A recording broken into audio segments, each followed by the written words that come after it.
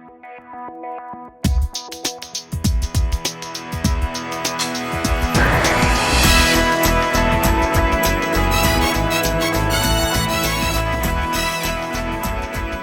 I want to say hello to everybody that I'm talking to right now. I know some of you are at our live training events all across the state at this moment. Some of you guys are watching this just online at a later time. My name is Brian, and I'm the state director for CEF Colorado. For the last 2 years, 2+ years now, I've had the privilege of being a part of this incredible ministry where we've had staff and volunteers all across the state reaching thousands and thousands of kids for Christ. It's been an amazing ride, and I want to thank all of you for joining us wherever you are right now. I know some of you guys, you've been with CEF for years, and you're here just to update your training and get ready for another school year or another jump into a club. We're so glad to have you. Some of you guys, you're children's ministry workers, staff, volunteers at your church. We're so glad to have you. Maybe some of you guys just got dragged in by a friend into this whole thing called CEF and what it's all about. I just want to say we are so honored that you would join us in this mission of reaching kids for Christ, because that truly is what this is all about.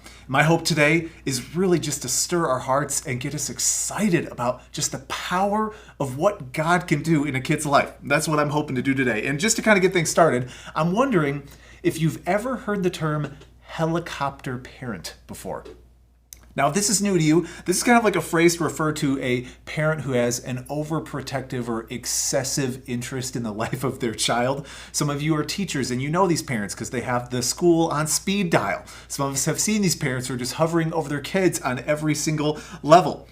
There was actually an article that went out one time that talked about how there are even parents now joining their adult children for interviews for jobs. I kid you not, this is happening in our culture right now. Now, I remember growing up in a time where, as a kid, you could just leave the house in the morning and then just show up again at night. And your parents never called, they never looked for you. It was just survival. And actually, I was just at my neighborhood park the other day, and I remember seeing 3 little girls playing, and they had GPS devices attached to their wrists, and they were one-way talk radios for the parents to get a hold of their children at the park. Now, here's the thing. I know it's easy to even poke fun at some of the dynamics today, and I'm sure some of you guys even have your own stories of some of the craziness, and it can be excessive, but we need to acknowledge something today. Kids are growing up in a very different world than many of us grew up in. You look at the 24/7 news cycle, and it'll make you think that there's a predator on every single corner for your own kids. You look at the cultural forces at play, and you can understand why so many parents want to put their kids in a bubble. Now, I'm wondering if any of you recognize the TV show that this image is from. I bet there's some of you guys out there that would guess what it is. This show was called I Love Lucy. And it's from the 1950s. Maybe for some of you guys, you love the show. I remember watching it when I was a little kid. Now, what's interesting about this show is those 2 people in that picture, they were not only married in the show, they were husband and wife in real life. And yet, it was considered so inappropriate and scandalous to show a married couple even in the same bed. They had separate beds for the show for them, even though they were a married couple. Now, I point that out because sometimes we look at just what was, and it's easy to get a little bit nostalgic about the past and think about some idyllic place in history that we wish we could go back to. But I have to admit, I am so grateful for many of the progresses that we've seen in our culture. I'm thankful for some of the medical progress and social progress and other technological progress we enjoy today. But even with all of that progress, many of the indicators are showing that our youth are in a much different place. So you look at stats around mental health, anxiety, depression, and how a lot of these things are through the roof. Self-harm is becoming more and more of an issue. Suicidal ideation and even attempts is massively on the rise. Loneliness, lack of social connection, sexual dysphoria, dysfunction, even confusion. With all of the progress in our culture, it is doing a lot of damage to our kids today. And some of you guys who've been around CEF for a while, you know some of these things we've said before. Some of you guys who are new, I want to make sure you understand why reaching kids for Christ is so important to us as a ministry.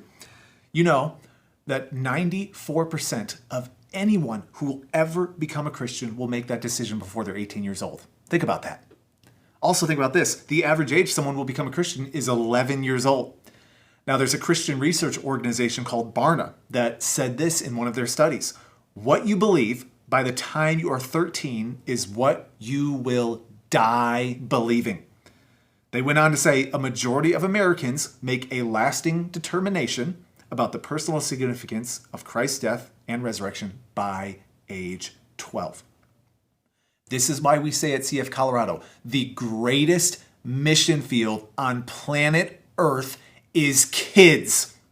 That is not an exaggeration. The greatest kingdom investment we could possibly make is helping a kid start a life-giving, transformative, personal relationship with Jesus so they can go into this world in his power and presence and transform from the inside out and also have the hope of eternity. That is the most important thing we can do. Now, I know some of you hearing that, you're thinking, okay, Brian, this sounds great. Sign me up. I'm on board, all right? That's why I'm at one of these trainings. That's why I'm watching this online. It sounds so simple. And yet, some of the indicators of what's going on in our churches and in the Christian world, particularly in America, is interesting. Right now, for a child who's grown up in the church, 70% will drop out after high school. 70% of kids who've grown up in church will drop out of high school. Barna, the organization I mentioned before, found that 80% of kids who grow up in the church will be disengaged by the time they're 29. 80%. These are the stats that sometimes make us wonder, is this even worth trying?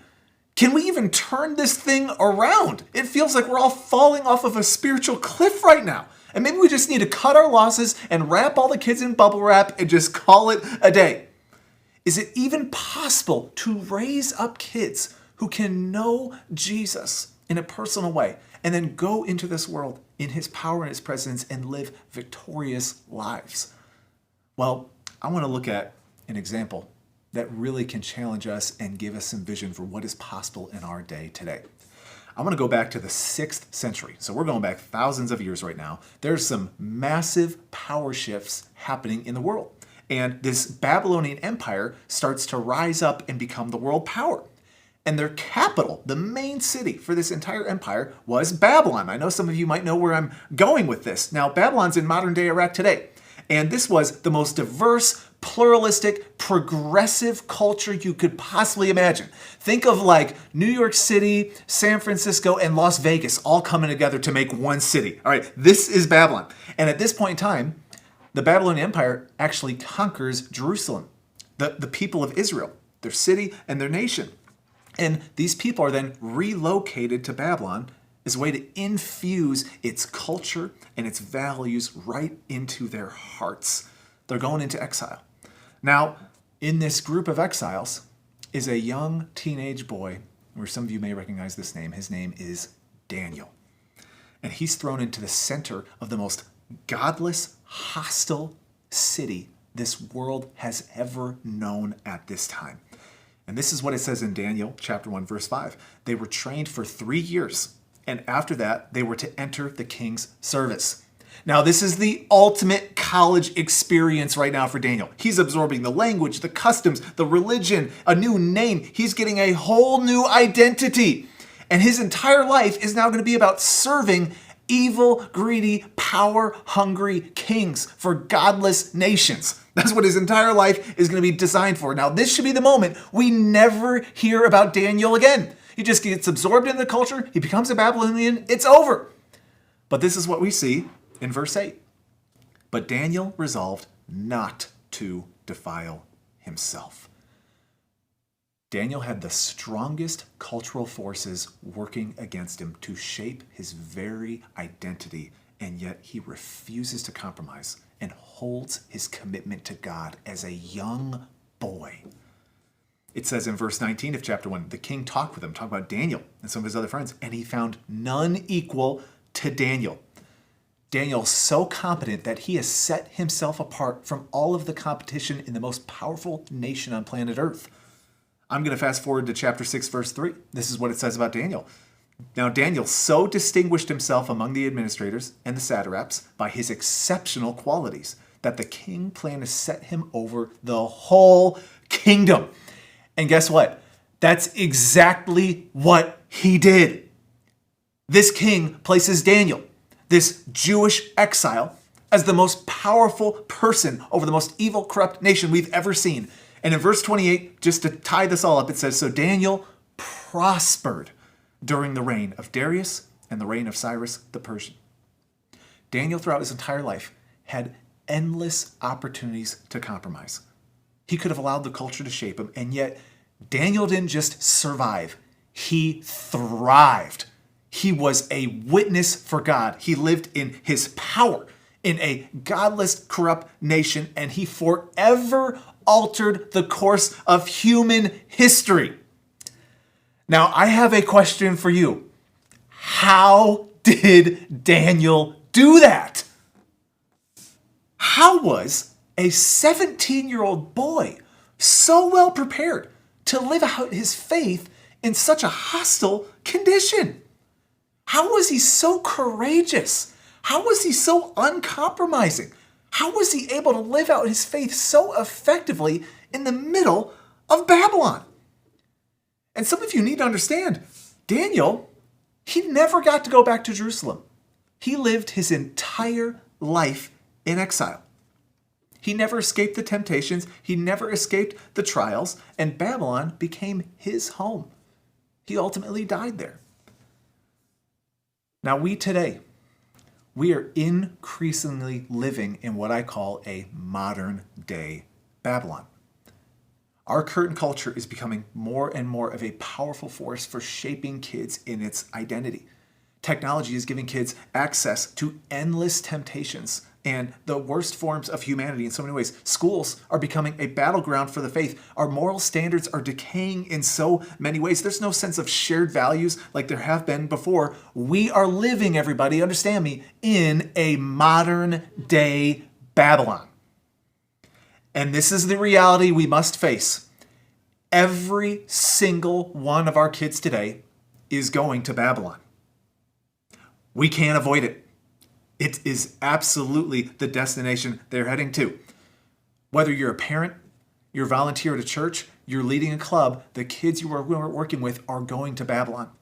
They are going to be living at the center of a culture that's going to do everything it can to shape them in its identity and pull them away from their commitments and convictions for Jesus. And so if we have any hope to raise up a generation that really knows Jesus and can live in the power of God and transform this culture, we have one option.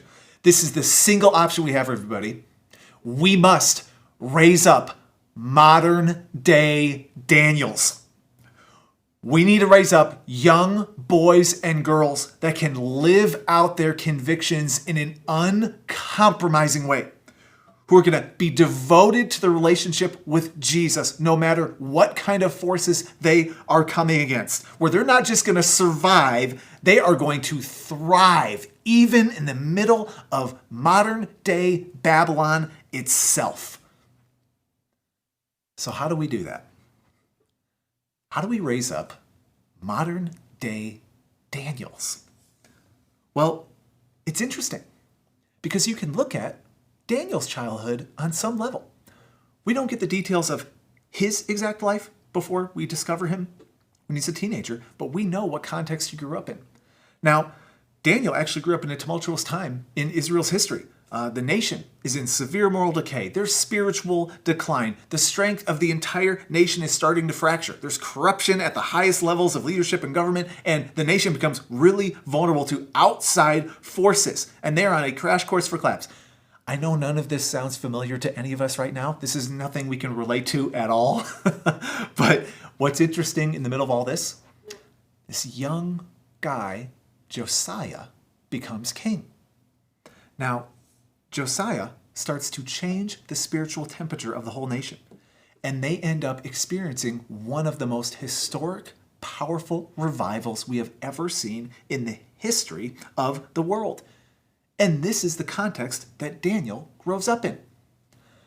So what we need to understand today is that Daniel was raised in an environment of intense spiritual potency.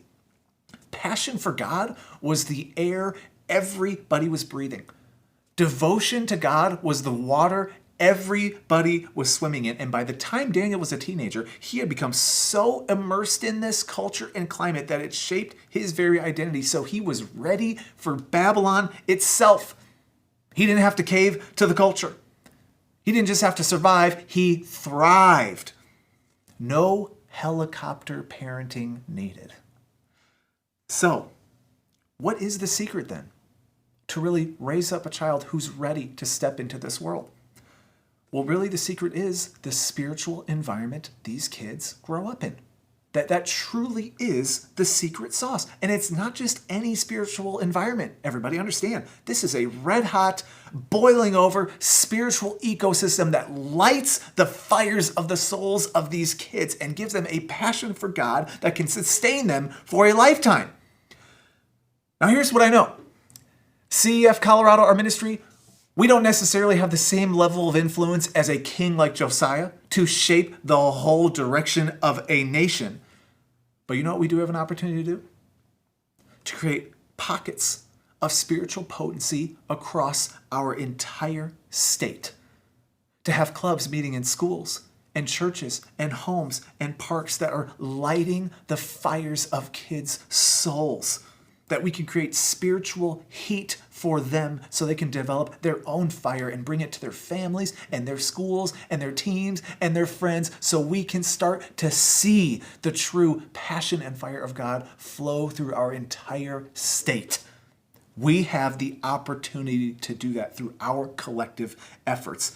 And with so many kids growing up in homes that have no spiritual pulse, there's no spiritual fire, we can be the people that create these tiny environments for these kids where they can hear the good news of Jesus, where they can hear about the purposes God has for them, and then we can send them out into this world ready to face whatever God has for them.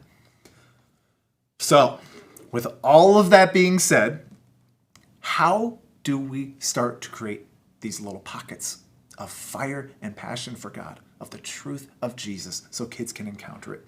How do we bring this to the clubs we're leading? How do we bring this to our own lives, our churches? What are the ingredients? And actually, I want to take the elements from Josiah's revival, because these are the very principles that we can learn and bring into all of the ministry we are doing to kids. And so we're going to dig into this together. I think this is going to be some really helpful stuff for us. The first thing we see that we all need to do together is we must rekindle our passion.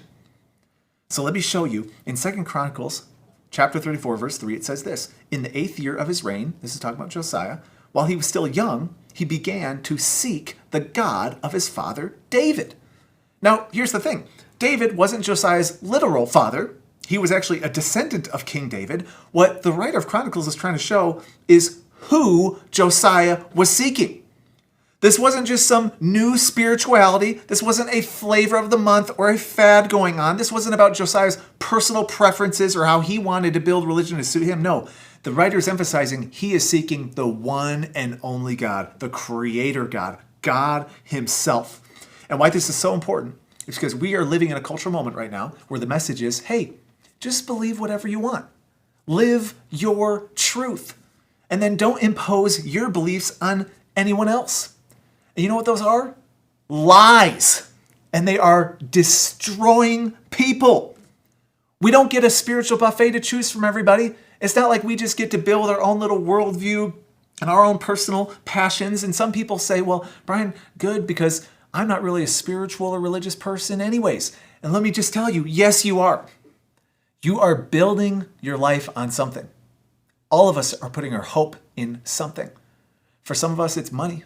It's career, it's a status, it's appearance, it's our house, our different things, it's our kids. We even put some of our hope in our kids. We're all putting our hope and faith in something. But the writer of Chronicles is saying, Josiah, he started to seek God. He was putting his hope in God. That is where all of his focus and passion was going. And in a time when very few kings genuinely sought God, this was a dramatic shift in the spiritual dynamics.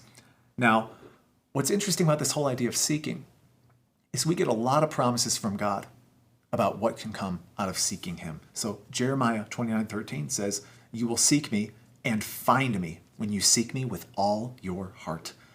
Matthew 7 7 says, ask and it will be given to you. Seek and you will find. Knock and the door will be open to you. Let me give you one more. Hebrews 11:6 says, he, talking about God, rewards those who earnestly seek him. This is a guarantee we have from God himself. If you will genuinely seek after him with real passion, with real intensity, he will reward. He will come through, and it will be worth every sacrifice you need to make to seek him. Now, the challenge for us is we like to seek God on our own terms.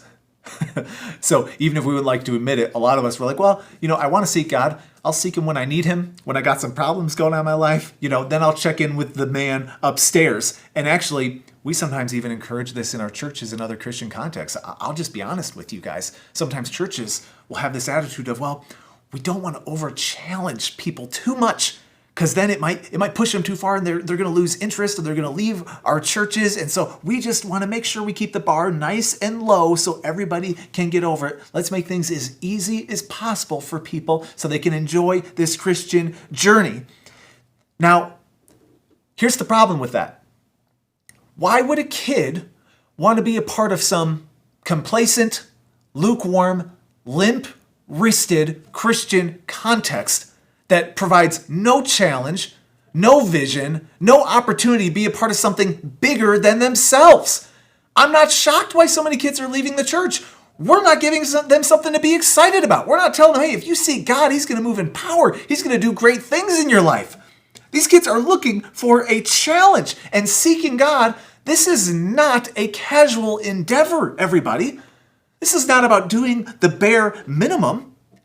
You can't just half-heartedly seek God and hope to see any true supernatural results. Now, there was a Christian community from a couple hundred years ago called the Moravians. Now, this group of Christians became sick and tired of the spiritual apathy and complacency that they were seeing in their community. And so they got to such a point of frustration and desperation that they started a prayer gathering. Now, this prayer gathering turned into 100 straight years of 24/7 prayer. Yeah, you heard me right. 100 years of nonstop, continuous prayer from this group of people. And you know what happened? They saw one of the greatest revivals and mission movements we have ever seen in the history of the Christian church. That's what you call seeking, everybody. That is what we are talking about. And so when we talk about seeking, it always starts with prayer. The only way to draw on the power and presence of God is to have a deep, continuous connection with him. Charles Spurgeon was a famous preacher in the last 200 years. He said, I know of no better thermometer to your spiritual temperature than this, the measure of the intensity of your prayer. So I have a question for you. How is your prayer life? How intensely are you really seeking after God? Do you believe he really has some powerful rewards for you as you seek him with passion? The only way we're ever going to see a move of God that transforms the lives of these kids to know Jesus and live in his presence and power is for us to seek God on their behalf. And not just seek him anyway, seek him with passion and persistence. That is what we are called to.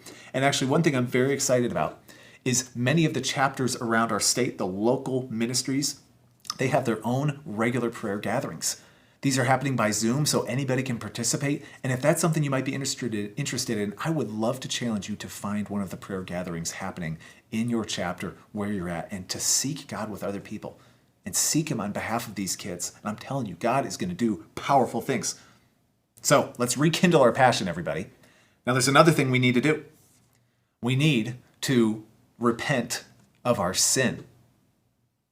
Now, this is what it says. 2 Chronicles chapter 34, verse 3. It says, in his 12th year, we're still talking about Josiah here, he began to purge Judah and Jerusalem of high places, Asherah poles, and idols. Now, these are places, these are practices, these are possessions that were actually drawing people away from God. And we may not have things like Asherah poles and all that today, but I'm telling you, we've got social media, we've got ads, we have TV commercials, we have apps, all these different things reshaping our worldview and even pulling us away from God himself. And sometimes we may not even notice that over the course of years, we start to drift and kind of become desensitized to different practices and dynamics of our culture. And fundamentally, it changes the way we believe and relate to God. This is what Paul says in Romans 6, starting in verse 12. Therefore, do not let sin reign in your mortal body, so that you obey its evil desires. Do not offer any part of yourself to sin as an instrument of wickedness. Now hear me today. If you are truly serious about your faith, you need to have zero tolerance for the sin in your life. There's no such thing as moderation when it comes to sin. It's not something to be managed. It's something that needs to be put to death. And I want you guys to hear my heart today. This is not a game we're playing right now. We're playing for keeps. We have one life to live. There are no do-overs to this thing. We're playing for generational impact right now. And these kids are depending on us to live lives of real holiness and devotion to God if we have any hope of them living into what God has for them. So I have a question for you today. What do you need to purge from your own life? Josiah started purging, and it's something we need to do as well. Jesus, Matthew 5, verse 29, if your right eye causes you to sin, gouge it out and throw it away. It's better for you to lose one part of your body than for your whole body to be thrown into hell. What Jesus is really just saying here is we need to take sin seriously. We need to be very intense about this. These kids we're ministering to, they're depending on us. They're looking to us. And our personal holiness is going to have a dramatic impact on the ministry we do, whether it be clubs, in our churches, and even in our own lives. Let's leave a legacy of faith for these kids, not a pile of sin and regret for them to clean up. So let's repent of our sin. There's one more thing we need to do. We need to renew our commitment. Now, we're going to look back at what happened in Josiah's life. I'm going to go to 2 Kings 23, verse 3, talking about what he did. It says, the king stood by the pillar and renewed the covenant in the presence of the Lord, to follow the Lord and keep his commands, statutes, and decrees with all his heart and all his soul, thus confirming the words of the covenant written in this book. Then all the people pledged themselves to the covenant. Now, I know that's a mouthful, but basically what's happening here is they are all collectively renewing their commitment to live for God, to make his word a standard in their lives, and to really devote themselves to their faith in serious ways. And look at how God responds. 2 Chronicles 34, verse 27, God says, because your heart was responsive and you humbled yourself before God, I have heard you, declares the Lord. They renew their commitment, and God responds. They experience one of the greatest spiritual renewals in the history of the world.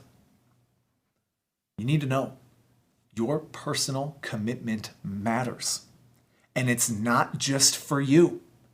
Your life is having a massive impact on the generations coming up behind you. And the upcoming generation is depending on us to set the tone for them of what it looks like to truly have a real commitment for God, an uncompromising commitment so they can know what it looks like to really live out this life of faith in our world and in our culture.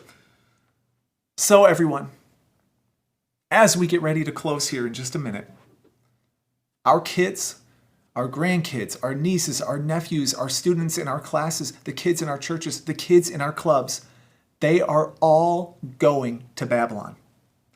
They are going to grow up and step into a culture that is going to war against their souls in so many different ways. And now we have an opportunity across our entire state to help these kids experience the reality, the presence, and the power of Jesus, and to live into this faith in an uncompromising committed way, we can create little pockets of spiritual passion and fire that is going to ignite their souls for the rest of their lives and leave a generational impact. This is the opportunity we have. What an incredible, incredible opportunity God is giving us. And so, I want to challenge you. This starts with us.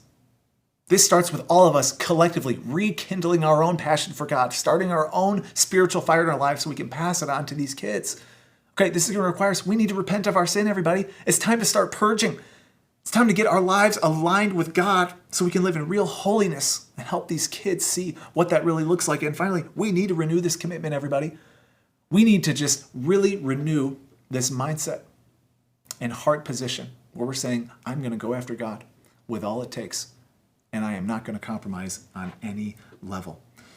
So as we get ready to head into starting clubs, doing ministry, whatever you're about to step into when it comes with kids, I want to challenge you, pray. Pray with passion. Seek God with intensity. Join one of our chapter prayer groups when it fits in your schedule and you make time for it. I'm telling you, we need a prayer movement around our state if we have any hope for these kids to really experience what God has for them. I also want to challenge some of you. Maybe you're new to CF. Maybe you've stepped out for a while. Start a club. We have everything you need to start a club anywhere, whether it be the school, in your area, right in your house, at the park down the street. And that might sound intimidating to some of you. Start with a couple kids. Maybe you have some kids or grandkids in your own life. You start with 3 or 4 kids. You can start a club. I promise you, you can do this, and God will use you to change the lives of a kid. And any of our staff and our other volunteers would love to help you do that. We can get you set up anywhere across the state of Colorado. We would love to do that. And so please take an opportunity. Reach out to some of our coordinators. Reach out to our staff. And I believe God is going to do a powerful work across our state as we move forward in faith. Let's raise up some modern day Daniels, everybody, and see what God does in this generation. I'll see you soon.